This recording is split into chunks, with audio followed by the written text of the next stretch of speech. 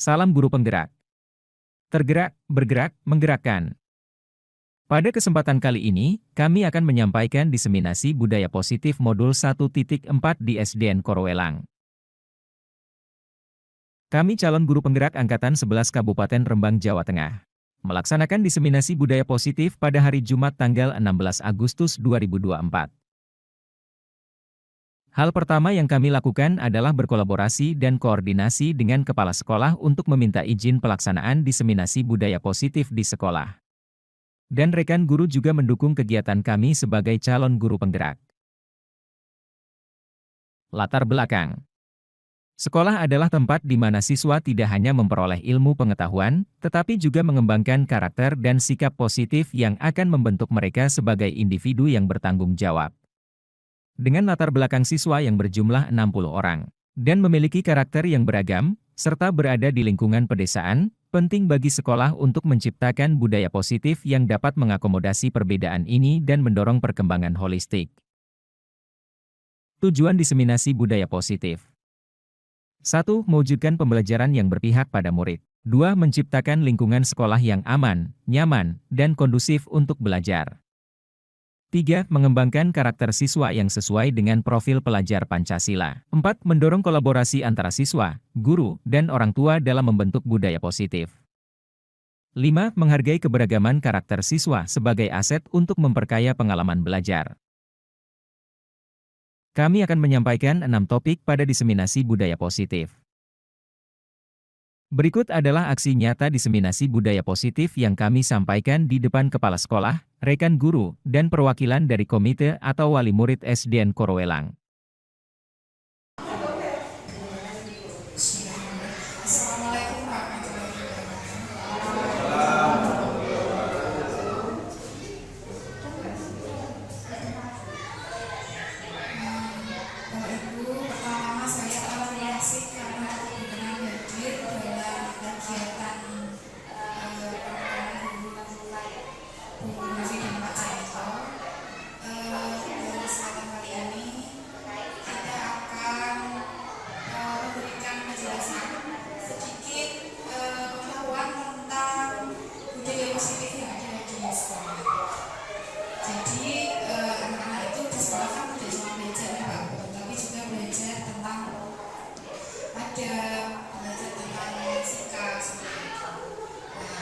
Sebelum kita memulai kegiatan pada siang hari ini,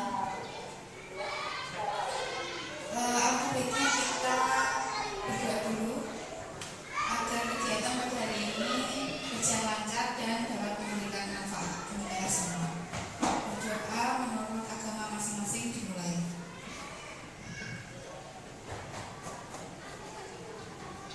Berdoa selesai. Untuk selanjutnya, sebelum kita masuk ke acara, kita akan menyanyikan dulu lagu Indonesia Raya kepada Bapak Ibu. Kita silakan untuk berdiri di tempat masing-masing.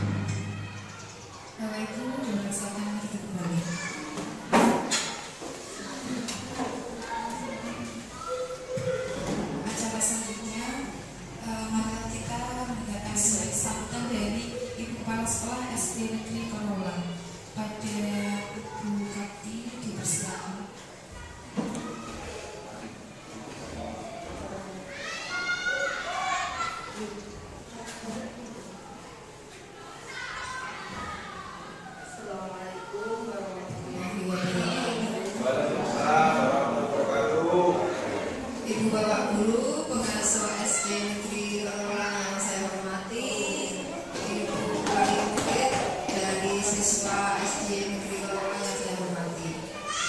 Pada siang hari ini kita dikumpulkan untuk menghadiri presentasi dari calon guru penggerak angkatan ke-11 Kabupaten Rembang, yaitu Bapak Jatmiko selaku guru kelas 3 dan Bu Novi Dolasari guru kelas 5. Oke. Sebelumnya mari kita ucapkan syukur alhamdulillah pada pagi hari ini dengan rahmat, hidayah dan inayah dari Tuhan Yang Maha Kuasa. Kita masih diberi kesehatan, diberi kekuatan, diberi kesempatan untuk melaksanakan acara ini. Sebelumnya mohon maaf ada beberapa ibu guru yang mohon izin karena ada keperluan yang tidak bisa ditinggalkan atau ada kepentingan. Karena rencananya sudah beberapa hari yang lalu, tapi Tuhan berkehendak lain. Dari Bapak Ibu Guru ada kegiatan atau ada acara yang tidak bisa ditinggalkan sehingga tidak bisa mengikuti acara ini. Oke. Hadirin yang saya hormati, judul dari modul 1.4 aksi nyata budaya positif. Sebenarnya kita sudah tidak asing lagi dengan yang namanya budaya positif. Oke. Intinya kalau orang awam bilang, pokoknya sing api-api sekolah itu ya budaya positif. Contohnya pembiasaan, di pagi hari ketika anak datang, kemudian saling dengan temannya, dengan Bapak Ibu Guru, memberi salam, memberi senyum, kemudian mengucapkan doa setelah mereka masuk, berbaris sebelum masuk kelas, itu kebiasaan-kebiasaan atau budaya-budaya positif. Sedangkan budaya positif yang ada di sekolah ini bermacam-macam. Maksudnya ada yang dilakukan harian, ada yang dilakukan mingguan, ada yang dilakukan bulanan atau 1 bulan sekali, atau yang dilakukan harian apa? Mengucapkan salam, berdoa, membaca Asmaul Husna, kemudian berbaris, itu tadi yang saya sampaikan. Terus yang dilakukan mingguan apa? Infak setiap Jumat siswa-siswa itu. Kemudian ada lagi senam pagi, itu pembiasaan atau kegiatan siswa yang dilakukan mingguan. Kemudian yang dilakukan bulanan atau setahun sekali mungkin itu apa?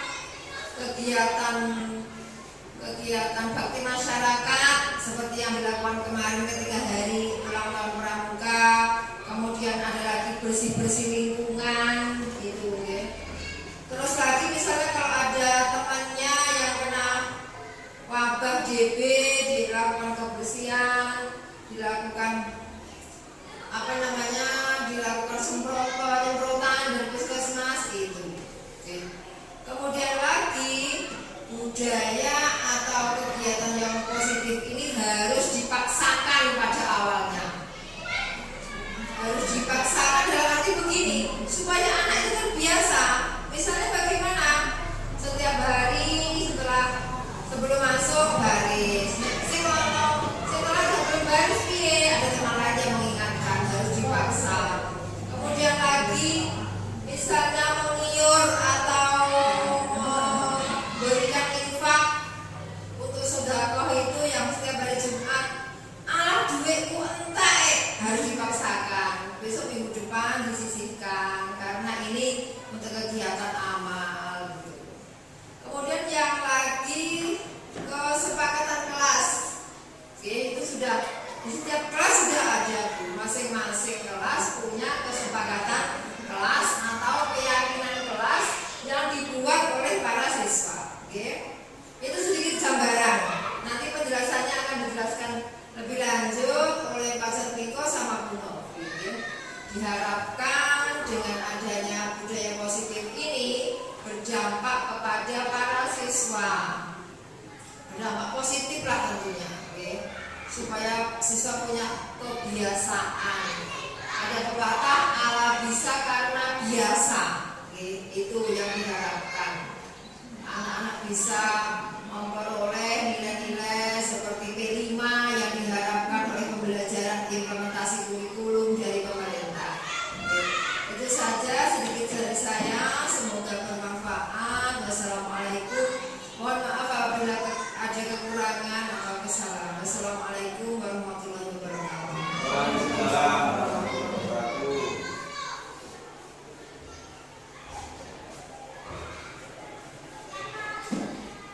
Acara selanjutnya kita akan langsung saja menggunakan pemaparan presentasi tentang budaya positif dari narasumber kita hari ini, yaitu Bu Novi dan Pak Janiko. Untuk yang pertama saya silakan Bu Novi untuk memulai pemaparannya.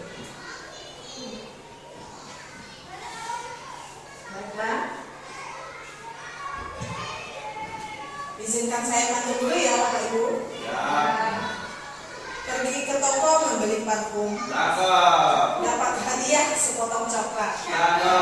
Saya ucapkan assalamualaikum. Semoga presentasi ini bermanfaat. Baik Mas, untuk sebelum memulai acara ini kita ice breathing dulu ya, biar semangat semua. Oke, Bapak sama Ibu dipersilakan berdiri, berpasang-pasangan. Pak Juni sama Pak Miko aja, saya buka tinggal juga terpasang. Berpasang-pasangan. Ice breathingnya up and down. Caranya tangannya satu di bawah, gantian tangan pasangannya. Oh, berarti saya dulu. Ini. Tempel Pak, tempel. Ini. Kalau saya bilang up, yang bawah ke atas. Kalau saya bilang down, yang atas ke bawah. Konsentrasi. Oke. Nah, 1, 2, 3. Bu ini sendirian. Up. Ya baru Pak. Ya ulangi lagi. Up. Down. Down. Up. Down. Down. Nah, terima kasih.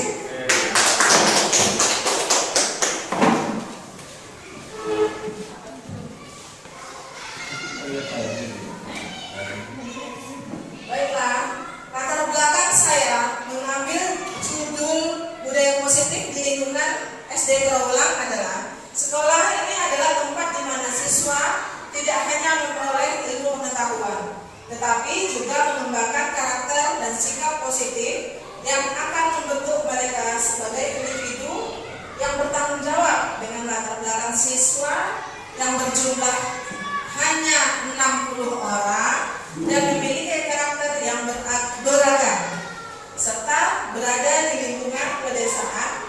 Penting bagi sekolah untuk menciptakan budaya positif yang dapat mengakomodasikan perbedaan ini dan mendorong perkembangan holistik. Tujuannya, 1. Mewujudkan pembelajaran yang berpihak pada murid.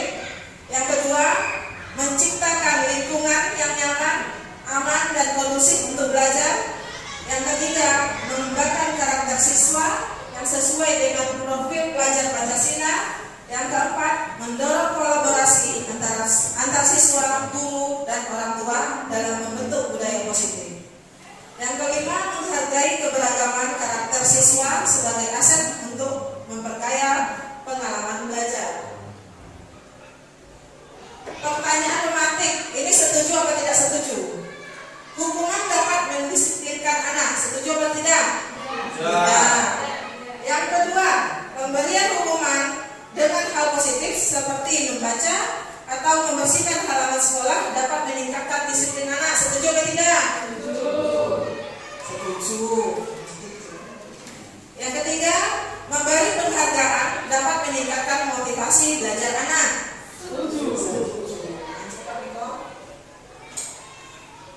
Pada topik di sini saya hanya menjelaskan tentang 1.4 F1, 1.4 F2, 1.4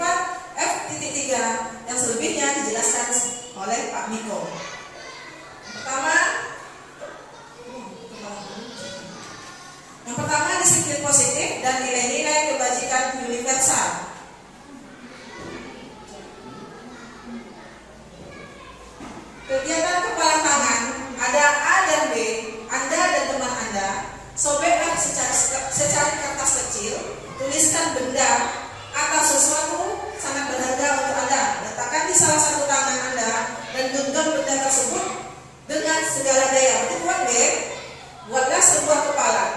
Teman Anda yang B akan mencoba dengan sekuat tenaga dengan berbagai cara untuk meminta Anda memberikan benda tersebut.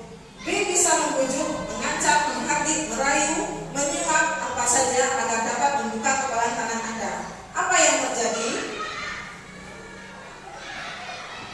Ada nomor 1, ilusi guru mengontrol murid, perubahan paradigma teori kontrol atau teori pilihan atau ilusi kontrol. 1, ilusi guru mengontrol murid. Yang kedua, ilusi bahwa kritik dan membuat orang merasa bersalah dapat menguatkan karakter. Yang ketiga, ilusi bahwa semua penguatan positif, efektif, dan bermanfaat. Yang keempat, ilusi bahwa orang dewasa memiliki hak untuk memaksa. Siapa sesungguhnya yang memiliki kontrol? Yang stimulus respon. Kita mencoba mengubah orang agar berpandangan sama dengan kita. Teori kontrol kepilihan. Kita berusaha memahami pandangan orang lain tentang kita. Berarti tidak bisa ya kita mengubah pandangan orang ya. Dan stimulus respon, perilaku buruk dilihat sebagai suatu kesalahan. Teori kontrol, semua perilaku memiliki tujuan. Stimulus respon, orang lain bisa mengontrol saya. Teori kontrol, hanya Anda yang bisa mengontrol diri Anda sendiri. Tidak bisa diatur orang lain. Benar atau salah? Benar. Orang bisa mengontrol orang lain. Anda tidak bisa mengontrol orang lain. Pemaksaan ada pada saat rujukan gagal. Kolaborasi dan konsensus menciptakan pilihan-pilihan baru.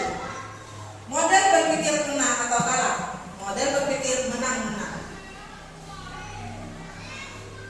Di sini ada disiplin positif teori Dr. William Glasser.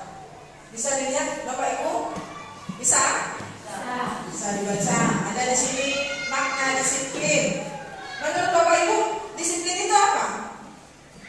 Siapa yang bisa memberikan pendapatnya? Disiplin apa, Bu Sari? Disiplin berarti mentaati peraturan. Mentaati peraturan. Nah, ini apa? Disiplin. Disiplin itu kegiatan yang harus kita lakukan, entah itu hasilnya positif atau negatif, tapi kita harus melakukannya terus menerus. Jadi disiplin melaksanakan aturan. Di sini makna disiplin yaitu belajar kontrol dengan menjadi koneksi kita agar tercapai tujuan mulia, yaitu sesuatu menjadi seseorang yang kita inginkan berdasarkan nilai-nilai yang kita hargai. Di teori semua perilaku memiliki tujuan, yaitu teori motivasi.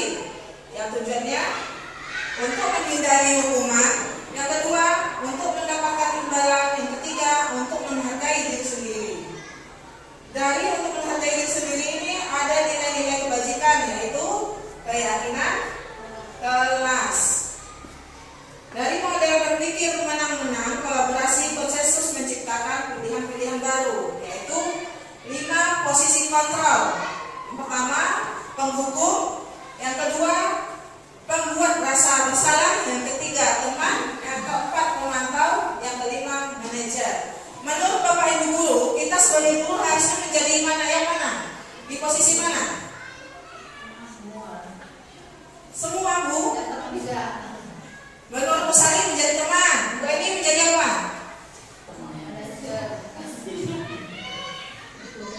Menurut Bu Eni menjadi apa? 5 posisi kontrol.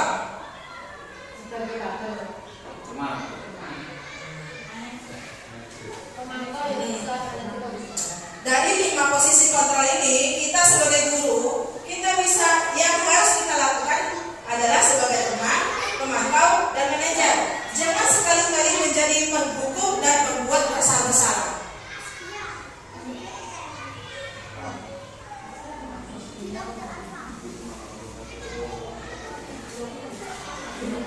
Disiplin positif adalah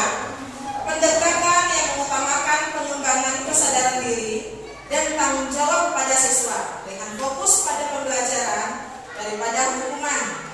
Tujuannya adalah membantu siswa memahami konsekuensi dan tindakan mereka, serta bagaimana memperbaikinya dengan cara konstruktif. Nilai-nilai kebajikan universal mencakup prinsip-prinsip moral yang berlaku secara umum, seperti kejujuran, tanggung jawab, kerjasama, dan empati. Nilai-nilai ini menjadi fondasi penting dalam pembentukan karakter siswa. Penerapan disiplin positif itu guru mendekati siswa tersebut secara pribadi. Ini ada penerapan yang nyata di sekolah itu SD Trawulang. Siswa sering kali datang terlambat. Siswa seringkali datang terlambat. Itu tidak bisa dilihat dari kelas mana. Pasti ada di setiap kelas. Caranya guru mendekati siswa tersebut secara pribadi, mengajak berdialog tentang alasannya terlambat bagaimana dan membantunya menemukan solusi. Misalnya, siswa dan guru bersama-sama membuat jadwal pagi dan membantu siswa datang tepat waktu. Bukan yang mendukung, guru lebih fokus pada membantu siswa mengembangkan kebiasaan baik. Kalau penerapan nilai-nilai kebajikan universal, selama dialog guru menekankan pentingnya tanggung jawab dan disiplin waktu. Siswa diajak untuk memahami bagaimana keterlambatan mereka dapat mengganggu proses belajar teman-temannya yang ada di kelas, dan bagaimana bertindak dengan bertanggung jawab adalah tindakan yang baik bagi semua orang. Di sini ada teori motivasi, hukuman dan penghargaan, dan restitusi. Teori motivasi dalam pendidikan mengakui pentingnya motivasi intrinsik, dorongan internal, dan untuk belajar dalam perilaku positif. Hukuman dan penghargaan adalah pendekatan sering digunakan untuk mengendalikan perilaku. Restitusi namun dalam disiplin positif pendekatan ini diganti oleh konsep restitusi, di mana siswa belajar memperbaiki kesalahan mereka. Teori motivasi, teori kebutuhan Maslow. Setiap individu memiliki hierarki kebutuhan yang harus terpenuhi, mulai dari kebutuhan fisiologis hingga aktualisasi diri. Guru dapat menciptakan lingkungan belajar yang nyaman, aman, dan memenuhi kebutuhan dasar siswa untuk meningkatkan motivasi belajar.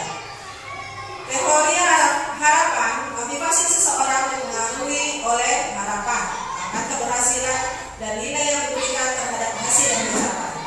Guru dapat memberikan tujuan yang realistis, umpan balik yang konstruktif, dan penghargaan yang sesuai untuk meningkatkan harapan siswa. Teori keadilan, individu cenderung membandingkan kontribusi dan hasil yang mereka dapatkan dengan orang lain. Guru perlu memastikan bahwa semua siswa mendapatkan perlakuan yang adil dan kesempatan yang sama untuk berprestasi. Hukuman dan penghargaan. Hukuman dan penghargaan sering digunakan sebagai alat untuk mengelola perilaku siswa. Hukuman adalah tindakan yang diberikan sebagai konsekuensi dari perilaku yang tidak diinginkan. Contohnya penurunan nilai, penahanan, atau skorsing. Dampaknya dapat memicu rasa takut, marah, atau dendam pada siswa. Solusi, gunakan hukuman yang proporsional, jelaskan alasan hukuman, dan berikan kesempatan bagi siswa untuk memperbaiki diri. Penghargaan, tindakan yang diberikan sebagai pengakuan atas perilaku yang positif. Contoh, ujian, hadiah, atau sertifikat. Dampaknya dapat meningkatkan motivasi, kepercayaan diri, dan kinerja siswa. Tetapi juga penghargaan tidak dapat membuat siswa menjadi berorientasi pada hadiah. Jangan gara-gara ingin mendapatkan penghargaan, pengen rajin, pengen juara satu, nanti pas gak ada hadiah, gak jadi juara satu. Berarti itu hanya dalam waktu singkat penghargaannya. Benar Bapak Ibu Guru? Bapak, Ibu-Ibu semua? Jangan mengharapkan penghargaan saja untuk meningkatkan nilainya. Solusi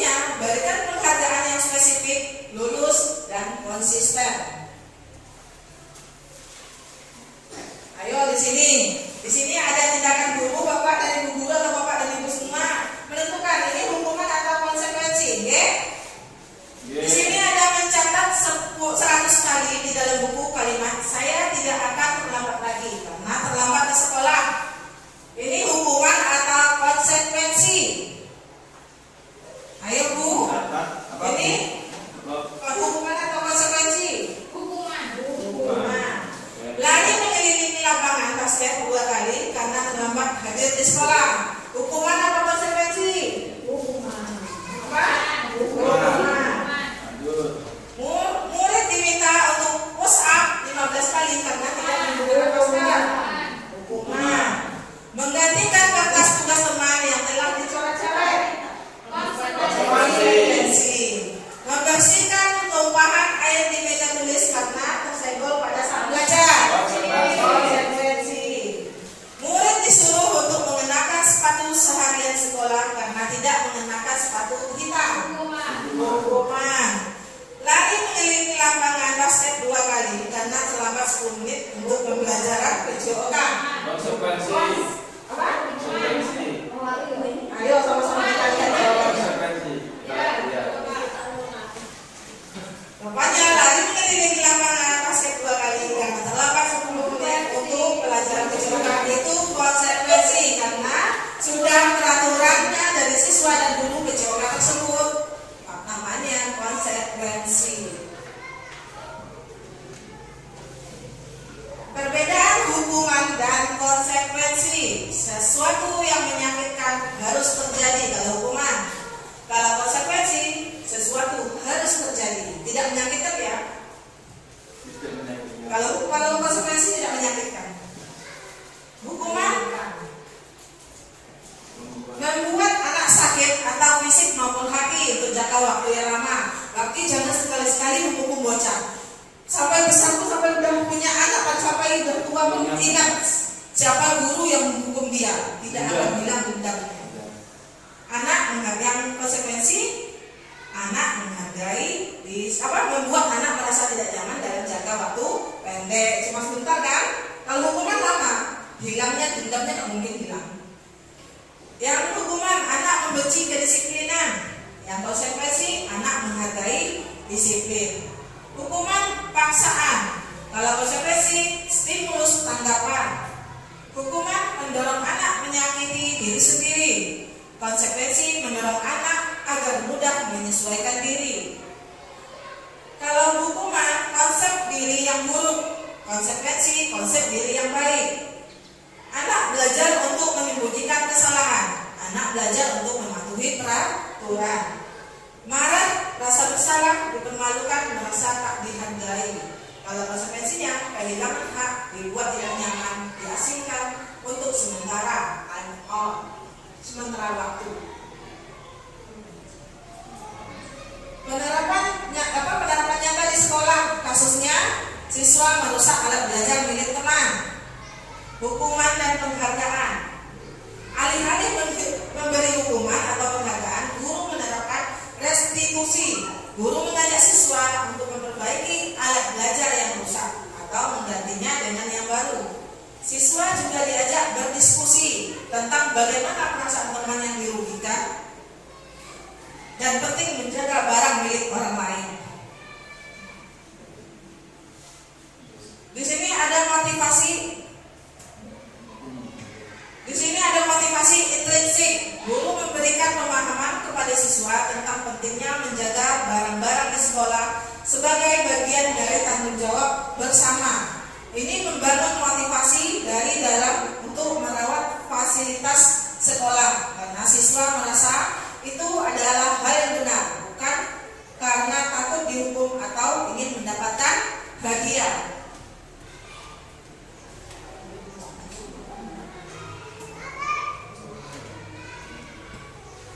Di sini saya akan menjelaskan tentang keyakinan kelas. Apa itu keyakinan kelas? Keyakinan kelas adalah seperangkat nilai-nilai atau prinsip-prinsip yang disepakati bersama oleh seluruh anggota kelas, baik siswa maupun guru. Ini adalah semacam perjanjian atau janji yang dibuat bersama untuk menciptakan suasana belajar yang positif, aman, dan produktif. Keyakinan kelas ini menjadi pedoman tingkah laku sehari-hari di dalam kelas, sehingga seluruh anggota kelas merasa memiliki tanggung jawab atas terciptanya lingkungan belajar yang kondusif. Mengapa keyakinan kelas penting di sekolah dasar? Yang pertama, membangun budaya positif. Keyakinan kelas membangun budaya positif di kelas, di mana setiap individu merasa dihargai, dihormati, dan memiliki peran penting. Yang kedua, memiliki meningkatkan disiplin. Dengan adanya keyakinan kelas, siswa lebih mudah memahami aturan dan harapan yang ada sehingga dapat meningkatkan disiplin diri.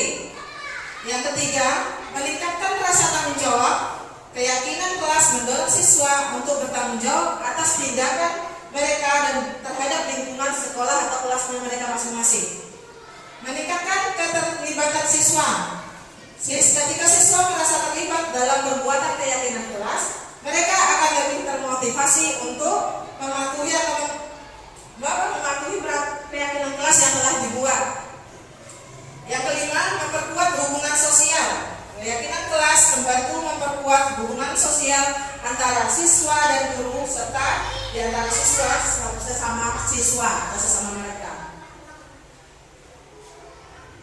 Di sini ada perbedaannya peraturan dan keyakinan kelas. Peraturan yang pertama, selalu kembalikan buku ke tempatnya. Keyakinan kelasnya tanggung jawab. Yang kedua, dilarang mengganggu orang lain. Keyakinan kelasnya menghormati orang lain. Yang ketiga, hadir di sekolah 15 menit sebelum pembelajaran dimulai. Yang keyakinannya adalah menghormati orang lain dan berkomitmen. Dilarang melakukan kekerasan. Itu adalah keyakinan kelasnya apa? Keselamatan dan menghormati orang lain. Dilarang menggunakan narkoba, kesehatan, bergantian atau menunggu giliran, menghormati orang lain atau bersabar. Gunakan masker, kesehatan, keselamatan. Jangan berlari di kelas atau koridor, keselamatan, keamanan. Ini dokumentasi pembuatan keyakinan kelas 5. Di sini siswa diminta menuliskan keyakinan kelas apa yang mau dipakai di kelas 5 ini. Siswa memberikan pendapatnya. Siswa menempelkan di sini dan saya sebagai guru melihat keputusan apa atau keyakinan kelas mana yang dipilih sama siswa kelas 5. Terbentuklah yang 4 ini. Yaitu keyakinan kelas setelah dijadikan kalimat positif. 1. Bertanggung jawab mengerjakan tugas mereka. Yang kedua, bersikap jujur. Yang ketiga, saling menghormati. Yang keempat, saling tolong-menolong. Yang kelima, bersikap tenang saat pembelajaran berlangsung. Pada sesi presentasi saya ini, apakah ada pertanyaan tentang yang saya presentasikan, misalnya yang masih kurang paham tentang keyakinan kelas?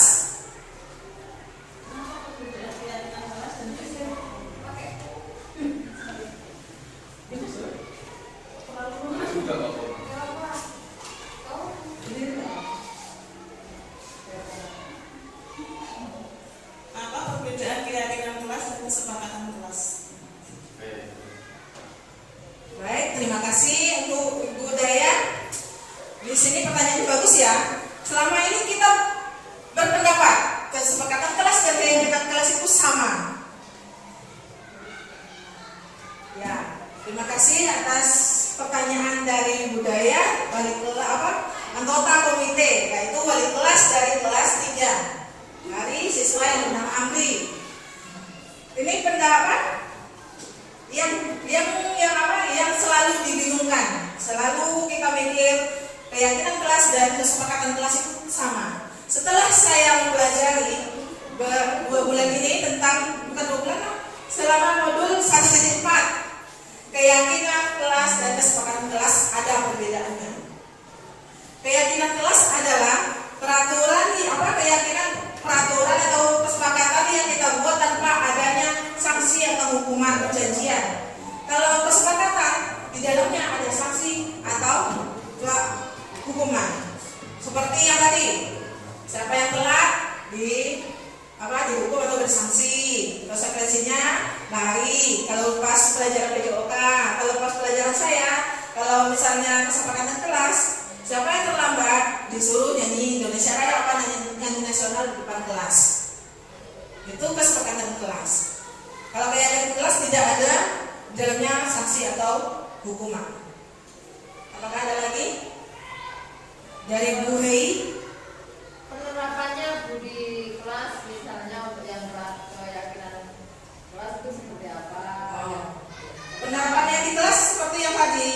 Misalnya tanggung jawab. Tadi kan keyakinan kelas 5 ada tanggung jawab. Seperti yang diberikan contoh tadi, tanggung jawab misalnya sudah memakai buku dari sekolah atau buku perpustakaan harus mengembalikan ke tempatnya lagi. Kalau kayak kesepakatan kelas ya tadi ada konsekuensinya, misalnya menumpahkan apa, bisa mengganti teman atau merusak punya teman, konsekuensinya apa? Itu kesepakatan kelas. Nah, yang namanya keyakinan kelas ini tidak ada hukuman atau sanksi. Beda lagi dengan kesepakatan kelas, ada hukuman dan sanksi. Ada lagi? Dari Pak Juni udah? Udah? Bu ini? Udah? Baiklah, kita lanjut ke sesi berikutnya yang akan dipresentasikan oleh Pak Jatmiko dari guru kelas 3. Kami persilakan.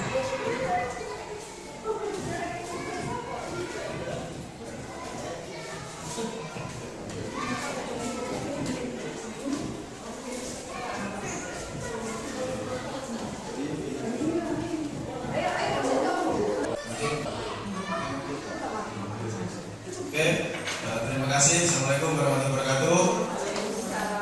Nah, ini sekarang giliran saya ya. Tadi sudah Bu Novi sudah menjelaskan dari disiplin positif sampai dengan keyakinan kelas. Nah, sekarang saya akan minta jenengan untuk berdiri sebentar. Oke.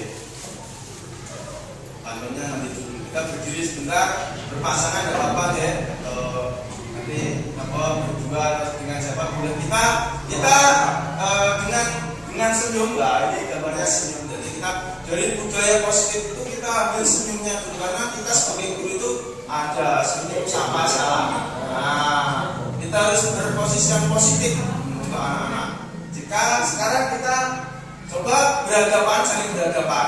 Oke, kita saling berhadapan ya.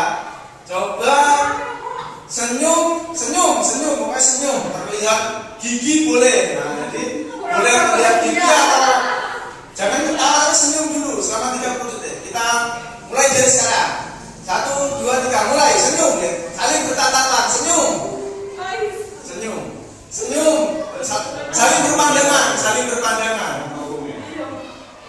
Saling berpandangan. Oke? Sudah? Oke. Nah, dari yang jenengan sudah lakukan, coba sekarang kembali ke video. Terima kasih. Coba dari yang jenengan lakukan tadi, apa perasaan jenengan? Grogi. Baper. Oke. Nah, sebenarnya kita itu harus selalu senyum dengan anak-anak. Setiap pagi ya, senyum sama salam. Nah, ini. Oke. Nanti saya minta catatnya dulu ya. Karena saya ikut CGP ini sering dapat catat. Ya, karena apa? Pantun mesti catat. Catat terus. Tidak ada yang jelek. Oke. Karena begadang berangkat jadi kelak. Semalam nonton MU kalah. Bapak Ibu guru hebat. Semoga ilmu berkah dan barokah. Oke, terima kasih. Nah, jadi sekarang saya mau menerangkan yang 5 kebutuhan dasar manusia. Ini yang penting kita saat ini. Memang kebutuhan kita itu ini, terutama yang paling atas, yaitu bertahan hidup atau survival. Setiap manusia termasuk siswa kita semua ya, memiliki kebutuhan dasar hidup, yaitu bertahan hidup, cinta dan kasih sayang, love and belonging, kebebasan atau freedom, terus kesenangan, fun, dan kekuasaan atau power. Ini dari kelima ini itu yang paling sering kita lakukan itu yang paling atas, dan yang ini cinta dan kasih sayang. Nah, itu yang paling penting itu.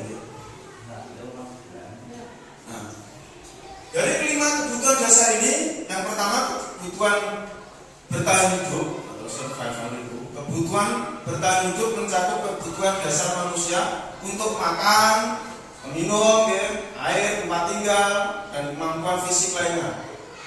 Di lingkungan sekolah, kebutuhan ini melibatkan memastikan bahwa siswa merasa aman dan sehat secara fisik dan emosional. Terus, yang kedua, cinta dan kasih sayang atau love and belonging. Kebutuhan cinta dan kasih sayang melibatkan keinginan manusia untuk apa ini? Untuk apa Bapak Ibu?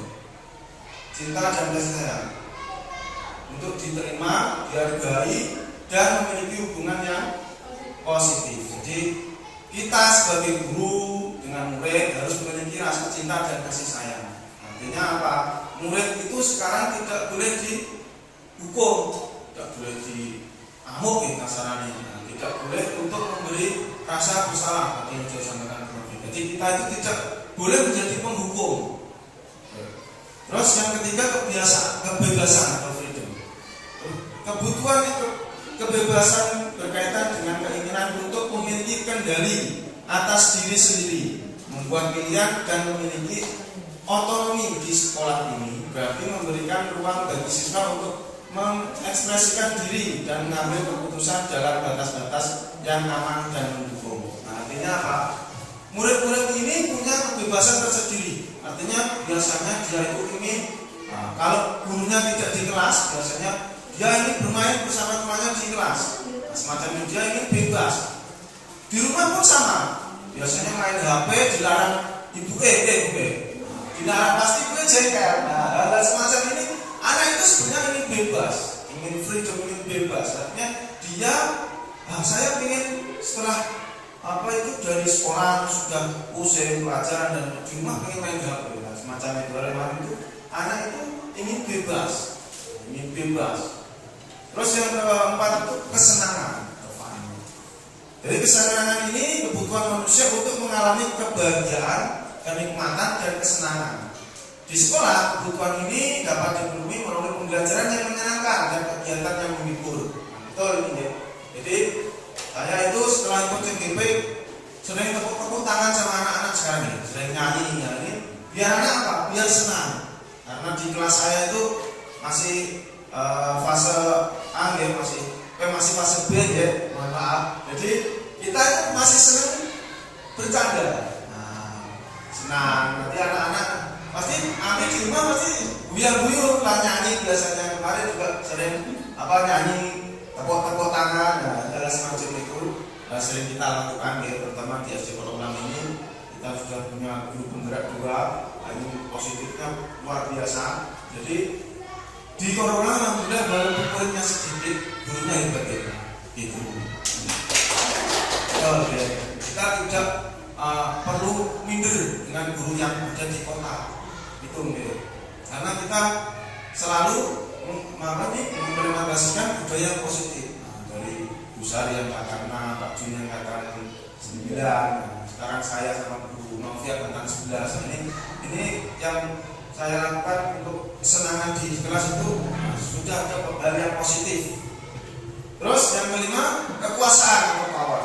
Kekuasaan di sini menuju pada kebutuhan merasa mampu, memiliki prestasi atau pengakuan dan penghargaan. Ini bukan tentang dominasi atau tentang pengembangan rasa percaya diri dan pengakuan atas usaha dan pencapaian individu. Artinya apa ini? Murid itu ingin dihargai lebih di sekolah, di rumah. Walaupun anak ini kurang mampu di sekolah, nilainya kurang atau apa gitu. Di rumah itu jangan diyakini. Kita harus memotivasi anak ini agar apa? Agar anak tersebut kalau dia semua dapat nilai yang kurang baik, dia termotivasi untuk lebih baik lagi. Bukan malah kita menjadi penghukum atau menghakimi anak tersebut. Nah ini kita dari 5 kebutuhan dasar hidup ini: bertahan hidup, cinta dan kasih sayang, kebebasan, kesenangan dan kekuasaan. Nah, ini sudah saya lakukan di kelas saya pertama ya. Setiap hari Jumat itu anak membawa bekal gitu ya. Jadi ini yang saya pakai bukan karena anak-anak merepotkan orang tuanya, tapi memang ini untuk kebutuhan hidup. Jadi kalau anak itu merasa sudah kenyang, makanya hidup itu kalau perut itu kenyang, kita itu fokus, anak fokus. Jadi kalau perutnya kenyang, biasanya anak itu kalau belum sarapan dari rumah pasti apa aku belum sarapan. Nah, nanti pas saat pelajaran dia tidak fokus. Terus diberi penjelasan gurunya mesti melintro. Nah, karena mungkin di rumah belum sarapan, biasanya sarapan di sekolah. Karena di sekolah biasanya sarapan istilah jam 2. Nah seperti itu ya. Jadi memang betul saya itu sudah melakukan hal yang positif untuk anak didik saya yang di kelas 3 terutama untuk membawa bekal. Nah dari kalau sudah perutnya kenyang, anak ini akan fokus. Gurunya juga sama. Saya pun kalau belum sarapan itu biasanya wah itu belum sarapan, belum ngopi ya. Nah itu biasanya fokusnya kurang. Betul Bu? Ngamuk betul ya. Pasti kalau terus ngamuk sama. Kalau kekenyangan? Kekenyangan biasanya ngantuk. Kalau sekarang tidak. Kekenyangan itu biasanya langsung. Kalau kekenyangan anak harus diajak untuk aktivitas. Makanya kalau kenyang pasti tidur. Sekarang tidak. Kalau kenyang kita aktivitas. Nah begitu. Makanya kita itu dari perut dan ke bawah. Yaitu apa? Kaki. Nah ini. Kalau kita sudah kenyang terus bawa perut kita itu kaki kita itu jalan-jalan refreshing. Nah artinya anak ini kita semua termasuk kita jadi lebih fokus. Kalau anak sudah di sekolahan sudah bingung pelajaran, pas saat liburan anak harus diajak jalan-jalan atau refreshing. Biasanya bapak ibu mesti ayo naik pantai. Nah semacam itu. Jadi kita itu iya betul. Anak-anak itu sering pengen piknik atau refreshing. Dia apa dia sudah di sekolah pelajaran, di rumah itu garap PR. Nah betul ya. Oke lanjut. Nah jadi kesimpulannya untuk memenuhi kebutuhan dasar ini di lingkungan sekolah dan membantu menciptakan suasana belajar yang seimbang dan mendukung. Ketika kebutuhan ini terpenuhi, siswa merasa lebih bahagia, termotivasi dan siap untuk belajar dan berkembang, baik secara akademis maupun sosial. Nah, setiap siswa itu unik, jadi setiap siswa itu memiliki karakter yang berbeda-beda. Jadi kebutuhan siswa itu berbeda-beda sehingga guru perlu memperhatikan individualitas masing-masing siswa. Terus keseimbangan penting untuk menyeimbangkan antara memenuhi kebutuhan siswa dengan menjaga disiplin dan struktur dalam kelas. Kerjasama antara guru, orang tua, dan siswa sangat penting dalam memenuhi kebutuhan dasar siswa. Dengan menerapkan 5 kebutuhan dasar manusia di sekolah, kita dapat menciptakan generasi muda yang cerdas, berkarakter, dan siap menghadapi tantangan masa depan. Nah ini, kita sekarang saya mau menerangkan yang 5 posisi kontrol sebagai guru. Nah ini ada penghukum, ada pembuat rasa bersalah, yang ketiga teman, yang keempat pemantau atau pengawasi, yang kelima itu manajer. Nah ini kita itu biasanya dulu ya, kalau saya sekolah itu bapak ibu guru pasti sering menjadi penghukum. Artinya apa? Penghukum itu guru menggunakan hukuman fisik atau verbal untuk mengendalikan perilaku siswa. Hukuman dapat berupa teguran keras, hukuman fisik ringan seperti berdiri di sudut kelas atau penugasan tambahan. Kebutuhan ini melibatkan memastikan bahwa siswa merasa aman dan sehat secara fisik dan emosional. Nah ini contohnya itu dulu saya itu tidak bawa buku, saya terus kemudian besoknya lagi itu disuruh menyalin apa itu yang dari buku paket ke buku tulis saya penuh. Artinya itu guru secara tidak langsung itu mendukung. Jadi itu membuat dampak yang menciptakan rasa takut atau tidak nyaman. Jadi saya disuruh menulis itu tidak nyaman. Ada lagi juga dulu itu setiap pagi saat SMP itu harus menuntun sepeda dari gerbang masuk ke apa itu ke sekolah, ke parkiran gitu. Nah, itu. Saya itu tengok kanan kiri tidak ada guru, saya naiki sepedanya. Nah, harus macam itu ternyata salah. Kemudian saya dipanggil, saya disuruh keliling ke lapangan basket itu gendong sepeda saya. 10 kali. Nah, itu penghukum atau konsekuensi? Penghukum. Betul. Jadi saya merasa takut.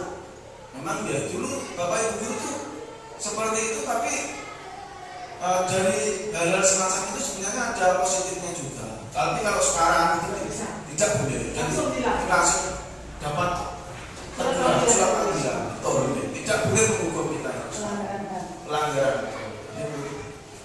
Nah, yang kedua, membuat rasa bersalah. Artinya guru membuat siswa itu merasa bersalah atau perilaku mereka dengan cara menyalahkan, membandingkan dengan siswa lain atau memberikan ceramah panjang lebar. Nah, contohnya, contoh ya, anak si A ini nilainya turun atau dapat nilai yang kurang baik.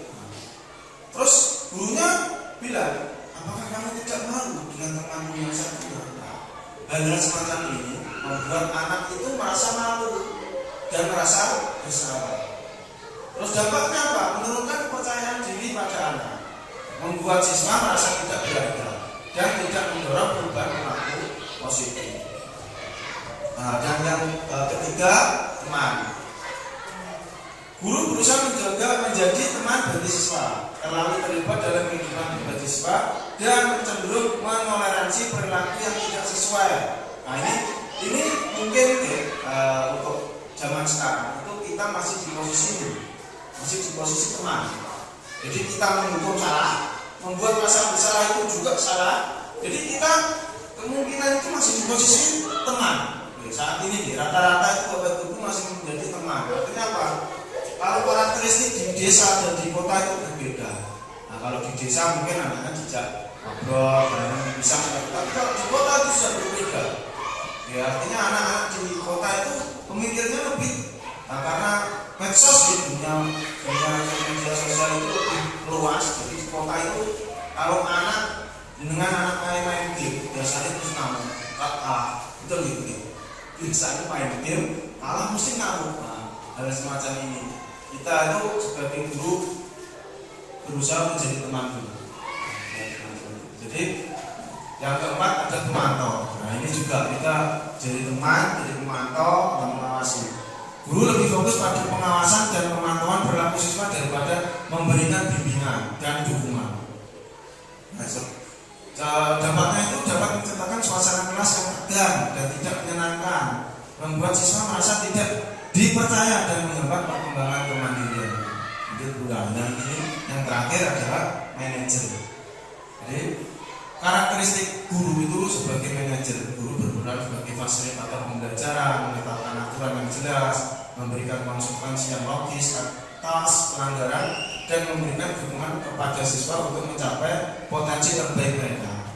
Nah, ini kita sebagai guru ya, itu sebagai manajer atau kita berperan sebagai fasilitator. Jadi kita tidak boleh menghukum, tidak boleh memberi anak rasa bersalah. Kita harus mengontrol anak tersebut, memfasilitasi. Nanti setelah ini ada stabilkan jaga dan jadi kita itu jadi sebagai guru kita itu harus dapat menjadi seorang manajer, tidak hanya menghukum, membuat rasa bersalah, tidak hanya sebagai teman. Jadi mengapa posisi lain kurang efektif? Karena menghukum menjadi teman dan pemantau itu dapat yang untuk menghukum itu dapat merusak hubungan guru dan siswa. Nah, tadi sudah disampaikan Mafid, anak itu akan dendam yang lama, jangka panjang. Terus kalau teman kita dapat mengaburkan batas antara guru dan siswa. Biasanya kalau kita sebagai teman, nah, siswa itu akan tanpa sengaja itu apa? Nah, goblok gurunya biasanya, betul ya? Nah, kurang menghargai gurunya karena kita sebagai teman. Nah, hal semacam ini harus kita batasi. Lanjut Bu. Nah, sekarang kita sampai ke restitusi atau segi 3 restitusi. Nah, di sini segi 3 restitusi itu adalah pendekatan yang digunakan untuk membantu siswa memulihkan dan memperbaiki situasi setelah mereka melakukan kesalahan. Pendekatan ini berfokus pada pembelajaran dan pemulihan, bukan pada pemberian hukuman. Segitiga ini terdiri dari menstabilkan identitas, terus memvalidasi tindakan yang salah, dan yang ketiga adalah menanyakan keyakinan. Nah, yang pertama menstabilkan identitas. Nah, langkah pertama ini menstabilkan identitas siswa dengan merasa aman dan dihargai sebagai individu. Guru menghindari mempermalukan atau menuduh siswa. Terus melainkan membantu mereka memahami bahwa mereka tetap memiliki nilai meskipun telah melakukan kesalahan. Nah, contohnya seorang siswa mengambil barang milik temannya tanpa izin. Ini sering terjadi di biasanya bukan tiket, kemudian pulpen. Penerapannya, guru mendekati siswa dengan lembut dan menanyakan, saya tahu kamu adalah anak yang baik dan biasanya kamu sangat jujur. Apa yang terjadi kali ini membantu siswa merasa dihargai dan tidak langsung merasa disalahkan, sehingga lebih terbuka. Artinya anak ini kita tidak harus langsung menghakimi. Jadi menstabilkan diri. Yang kedua, memvalidasi tindakan yang salah. Jadi langkah kedua adalah memvalidasi tindakan yang salah dengan cara mengakui bahwa siswa telah membuat pilihan yang salah dan membantu mereka memahami dampak dari tindakan tersebut. Guru tidak menutupi atau mengabaikan kesalahan, tetapi juga tidak berfokus pada menghukum. Nah, contohnya setelah menstabilkan identitas, guru mengatakan atau mengambil barang milik teman tanpa izin bukanlah hal yang benar. Bagaimana perasaan temanmu jika dia mengetahui barangnya hilang? Hal-hal semacam ini murid jadi tahu apa yang dia perbuat itu kurang benar atau salah. Jadi mereka tidak harus disalahkan agar mengakui, tapi membuat mereka menjadi anak yang jujur. Terus guru membimbing siswa untuk mengidentifikasi. Yang ketiga ya, keyakinan, menanyakan keyakinan. Langkah ketiga menanyakan keyakinan siswa tentang tindakan yang tepat dan bagaimana mereka bisa memperbaiki situasi. Ini membantu siswa merenungkan nilai-nilai mereka dan mendorong mereka untuk bertanggung jawab atas tindakan mereka sendiri. Contohnya tadi sudah yang dari menstabilkan, terus yang ketiga ini guru bertanya kepada siswa, menurut kamu apa yang bisa kamu lakukan untuk memperbaiki situasi ini? Guru membimbing siswa untuk mengidentifikasi cara memperbaiki kesalahan mereka, misalnya dengan mengembalikan barang yang diambil dan meminta maaf kepada temannya. Di sini saya menyematkan video kasus pada murid saya, dan saya menggunakan segitiga restitusi.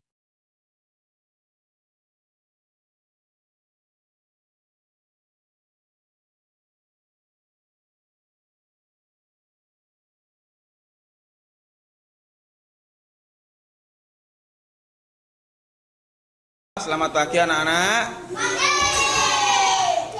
Apa kabar hari ini? Bisa tepuk pramuka? Tepuk pramuka. Kalau dua kali tepuk pramuka berarti 2K. Tepuk tunggal. Tepuk tunggal. Tepuk tunggal. Tepuk tunggal. Tepuk ganda. Ganda itu dua. Besok Pak Miko ajari tepuk yang bervariasi. Ya, besok ya. Nah, hari ini ada yang bajunya tidak lengkap seragamnya pramuka. Siapa? Siapa? Pak Dit, enggak bawa Pak Dit. Enggak bawa Asduk. Adit enggak bawa Asduk. Sini Dit. Adit sini dulu. Sini. Enggak apa-apa sini. Enggak bawa Asduk ya. Adit. Kamu jujur enggak bawa Asduk ya. Terima kasih sudah jujur ya. Terus kamu sebentar, Pak Miko mau bicara sebentar. Ini perasaanmu tidak membawa Asduk bagaimana? Malu terus merasa piye? Merasa bersalah. Terus apa lagi? Loh, kamu perasaanmu pripun? Perasaanmu bagaimana? Tidak baik. Oke, terus Pak Miko mengerti perasaanmu malu, nggih, terus merasa bersalah. Nah. Takut, oke. Nah, terus sekarang kita coba pahami mengapa kamu tidak bawa hasduk. Nah, menurut kamu, ya, menurut kamu itu apa yang menyebabkan kamu lupa membawa hasduk? Cepet-cepet, berarti buru-buru, ya? Oh, terburu-buru, gugup mau masuk. Sudah, berarti itu jam kamu tadi pagi bangun jam berapa? Jam 3 pagi. Terus tidur lagi. Bangunnya jam berapa? Setelah tidur bangun lagi jam berapa? Jam 6 atau jam berapa? Setengah lima. Kok terburu-buru? Kenapa? Kamu mandi jam berapa?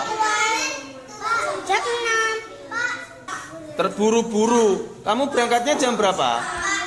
Jam Setengah 7. Loh, kok terburu-buru? Hasdukmu di mana? Hasdukmu? Gak ada talinya. Oh, berarti aslinya kamu hasduknya tidak punya tali. Talinya hilang. Nah, oke Adit. Terima kasih guys sudah dijelaskan Pak Miko. Jadi tahu kamu tidak bawa hasduk kenapa? Ya. Nah, kamu berarti sebenarnya bangunnya sudah pagi. Betul, sudah pagi. Terus sekarang kita pikirkan apa yang bisa kamu lakukan agar besok pas hari Jumat atau besok pagi hari Sabtu itu kamu bisa melakukan hal yang berbeda. Artinya kamu sudah pakai hasduk besok pagi.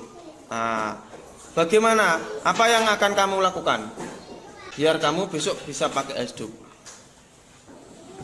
Kamu apa? Bagaimana? Dipakai. Terus tadi katanya talinya hilang. Terus berarti ditali. Tali lah copot terus bagaimana? Tuh, kan itu ada talinya loh, ada kolongnya, ada kolong. Terus berarti bagaimana? Tumbas. Berarti kamu besok atau nanti pulang sekolah berusaha beli tumbas, nggih. Tumbas tali, nggih. Nanti minta tolong sama bapak atau ibu, ngono, nggih. Oke, siap.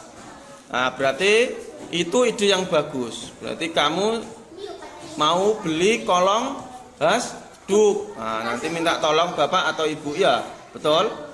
Oke, siap. Terus kamu sekarang kalau sudah tahu caranya besok biar bisa pakai hasduk, perasaanmu bagaimana? Tidak baik. Loh, kayak kamu sekarang perasaanmu apa? Kamu besok itu sudah berencana mau pakai karena beli kolong hasduk. Kamu sudah merasa baik atau belum? Baik. Berarti perasaanmu lebih baik ya dari tadi yang kamu tidak bawa hasduk ya. Berarti besok sudah siap bawa hasduk ya.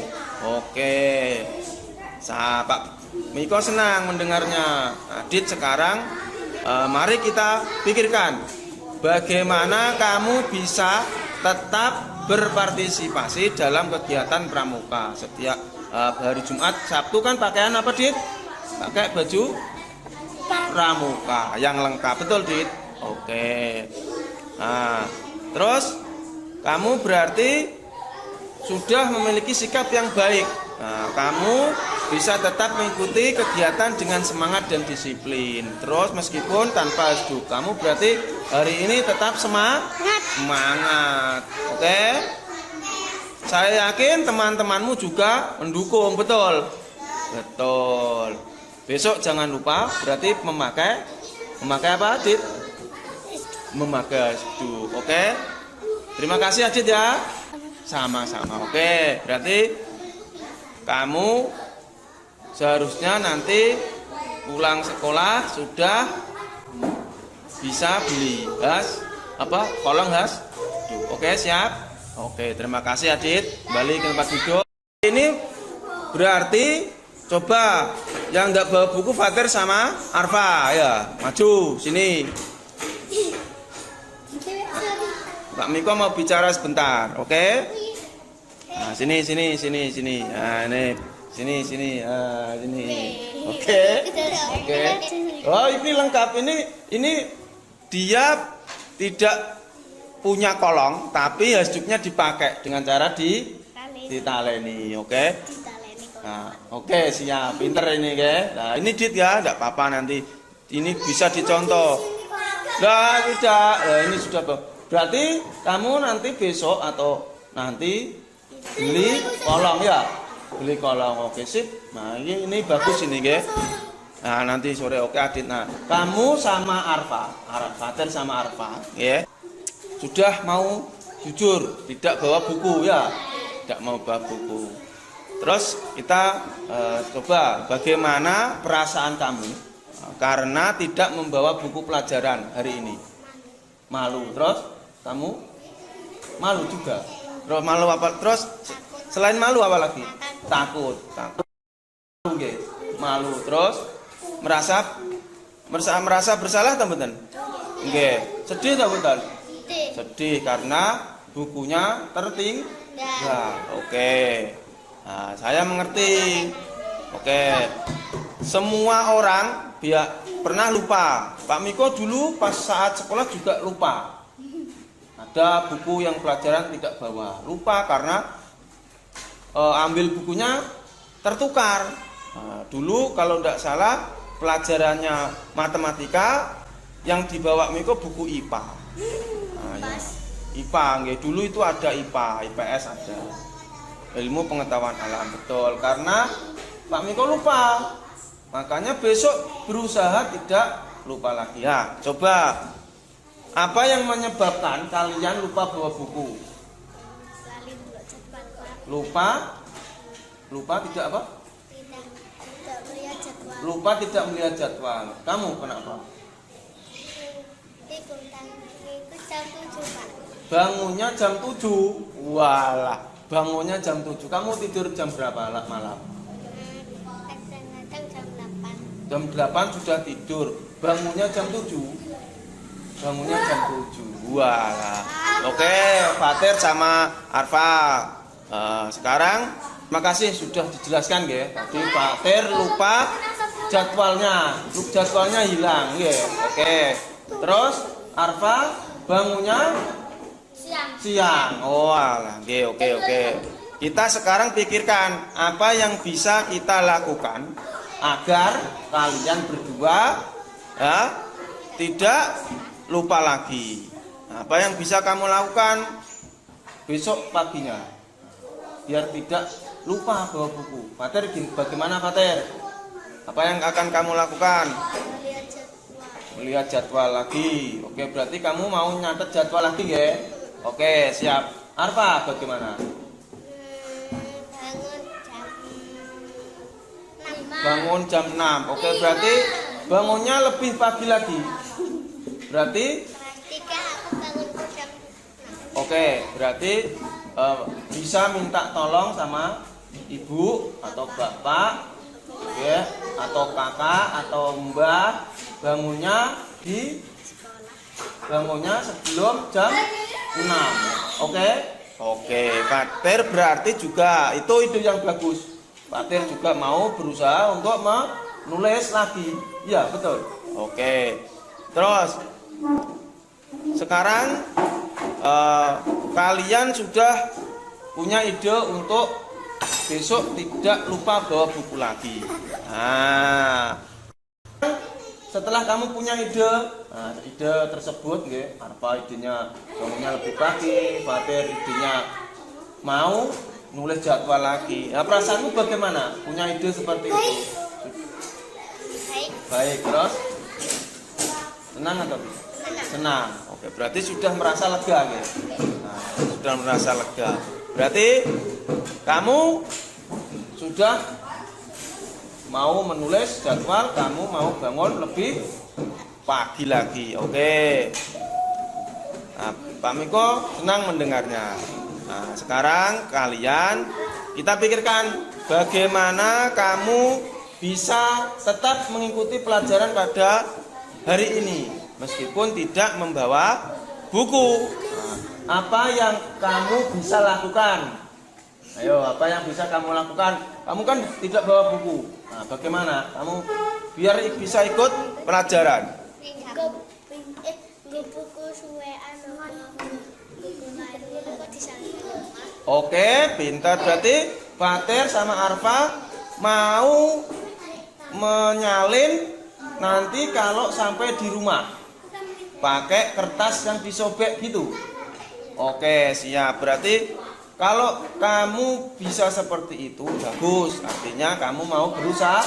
Oke, berarti kamu juga bisa nanti duduk dengan teman yang membawa buku paket atau LKS, ya.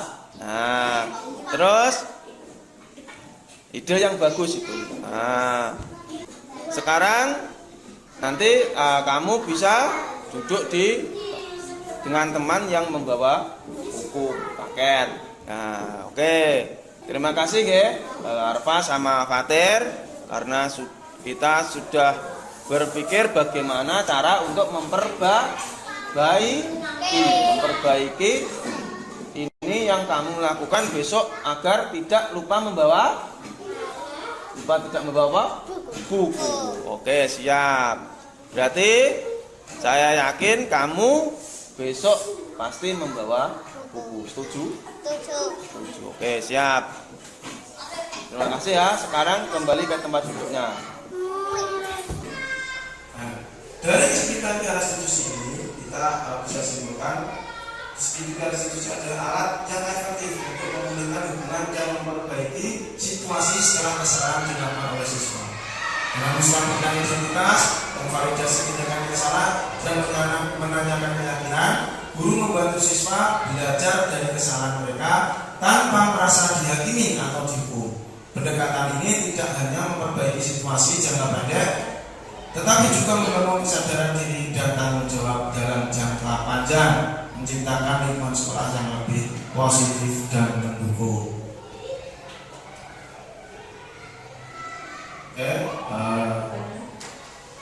Dari paparan saya ini ada pertanyaan atau tidak? Seperti kita itu dari Bu Novi tadi sudah jelaskan dan saya terakhir yang menjelaskan 5 kontrol dan identitas itu. Kita sudah sampai di penghujung, jadi kita bisa menyimpulkan budaya positif di sekolah SD Korokla ini kita bisa memberikan hal-hal yang positif untuk anak tentunya. Sekian dari saya, terima kasih.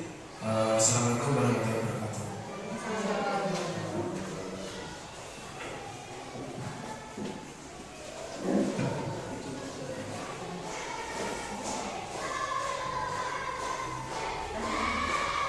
Baiklah Bapak Ibu, ini tadi penjelasan tentang budaya positif yang telah dipaparkan oleh Bapak Jatmiko dan Ibu Novi Dolasari. Semoga apa yang mereka paparkan ini tadi membawa manfaat untuk kita ke depannya nanti ya. Karena jam juga sudah siang, sudah waktunya pulang, marilah kita tutup acara ini dengan bacaan hamdalah bersama-sama. Terima kasih saya ucapkan kepada Bu Kapti selaku kepala sekolah yang telah membantu juga teman-teman dan Bapak Ibu komite dan wali siswa yang sudah berkenan berpartisipasi.